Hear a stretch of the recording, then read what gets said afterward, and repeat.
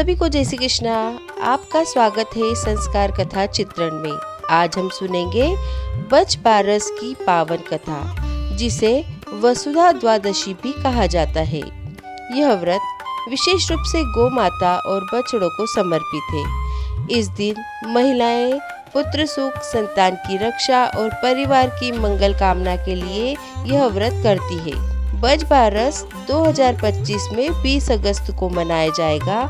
यह त्योहार भाद्रपद मास के कृष्ण पक्ष की द्वादशी तिथि को मनाया जाता है, जो जन्माष्टमी के 4 दिन के बाद आता है।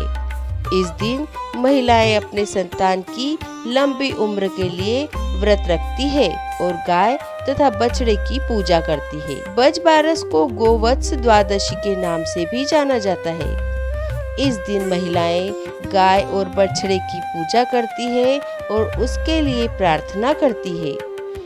कुछ क्षेत्रों में इसे वसु बारस के रूप में भी मनाया जाता है। ऐसे में बज बारस के दिन पढ़े जाने वाली व्रत कथा कुछ इस प्रकार है।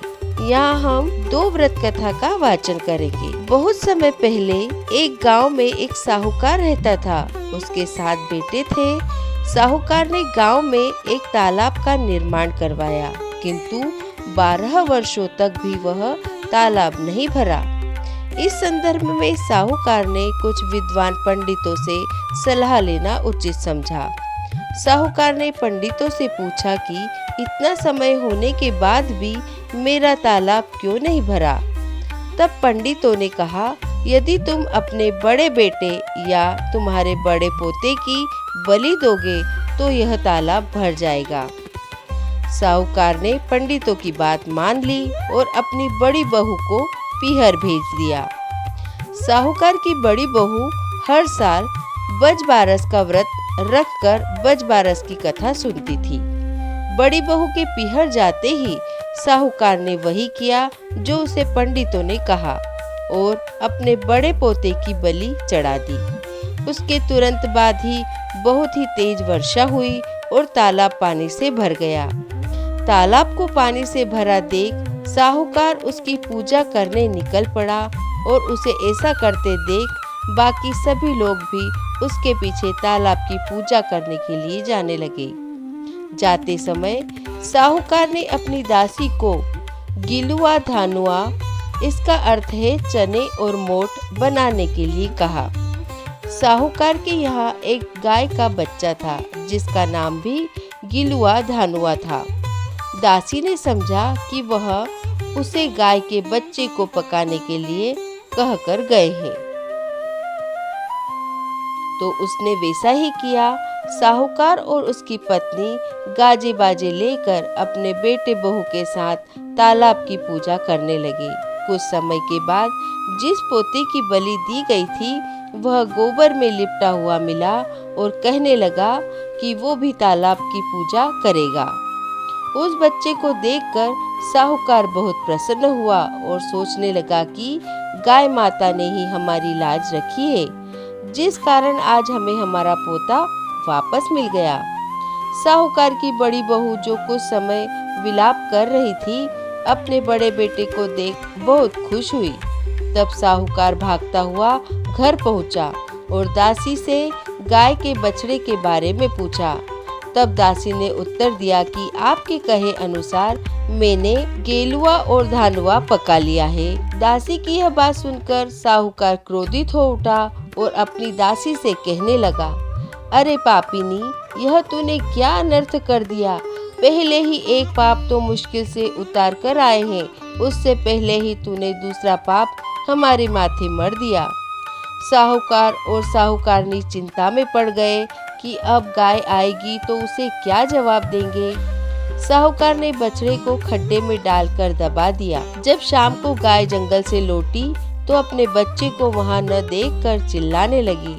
जब उसने मिट्टी को खोदा तो उसमें से एक गाय का बछड़ा निकल आया। ये देखकर साहूकार ने पूरे गांव में सभी स्त्रियों को बज बारस का व्रत करने का ढिंडोरा पिटवा दिया। हे बज बारस माता, जैसे साहूकार की बहू को दिया वैसे सबको देना।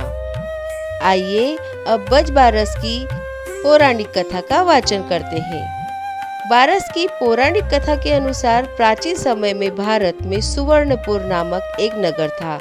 वहाँ देवदानी नाम का राजा राज्य करता था।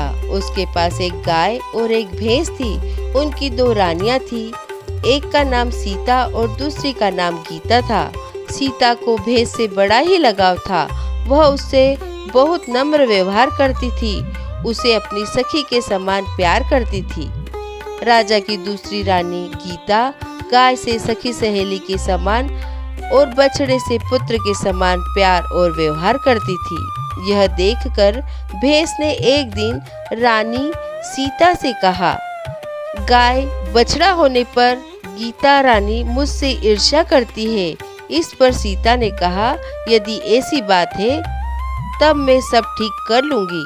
सीता ने उसी दिन गाय के बछड़े को काटकर गेहूं की राशि में दबा दिया। इस घटना के बारे में किसी को कुछ पता नहीं चलता, किंतु जब राजा भोजन करने बैठा तभी मांस और रक्त की वर्षा होने लगी। महल में चारों ओर रक्त तथा मांस दिखाई देने लगा। यह सब देखकर राजा को बहुत चिंता हुई। उसी समय आकाशवाणी हुई, हे राजन, तेरी रानी ने गाय के बछड़े को काटकर गेहूं की राशि में दबा दिया है और इसी कारण यह सब हो रहा है। कल गोवत्स द्वादशी है, इसलिए कल अपनी भैंस को नगर से बाहर निकाल दीजिए और गाय तथा बछड़े की पूजा करें। गोवत्स द्वादशी बजबारस के दिन आप गाय का दूध तथा कटे फलों का भोजन त्याग करें। इससे आपकी रानी द्वारा किया गया पाप नष्ट हो जाएगा और बछड़ा भी जिंदा हो जाएगा। अतः तभी से गोवत्स द्वादशी के दिन गाय बछड़े की पूजा करने का महत्व माना गया है तथा गाय और बछड़े की सेवा की जाती है।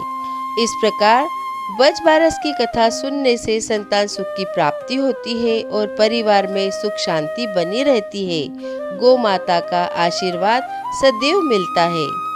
आपको यह कथा कैसी लगी हमें कमेंट कर जरूर बताएं। वीडियो को लाइक करें, शेयर करें और हमारे चैनल संस्कार कथा चित्रण को सब्सक्राइब करना न भूलें। जय गौ माता, जय श्री कृष्णा।